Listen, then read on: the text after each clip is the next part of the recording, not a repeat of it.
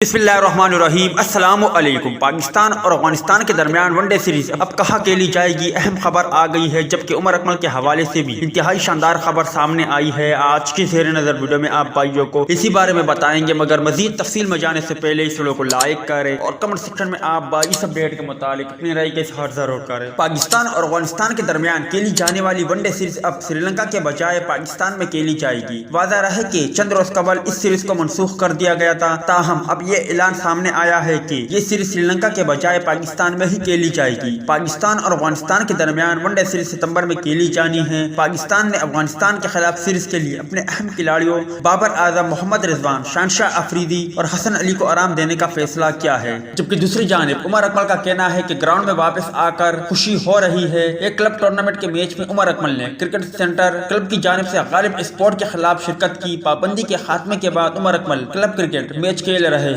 उमर अकमल को पीसीबी ने 14 अगस्त को क्लब क्रिकेट खेलने की इजाजत दी थी। उमर अकमल का कहना है कि क्रिकेट ग्राउंड में वापस आकर खुशी हो रही है। अभी मुझे क्लब क्रिकेट की इजाजत मिली है, मैं इसमें अच्छा करना चाहता हूं। उसके बाद डोमेस्टिक खेलूंगा तो तब परफॉर्मेंस देखकर सेलेक्टर ही फैसला करेंगे। उन्होंने कहा कि माजी में जो हुआ अब उसे भूलना चाहता हूं। मेरा फोकस अब सिर्फ क्रिकेट पर है और इसमें परफॉर्म करना चाहता हूं।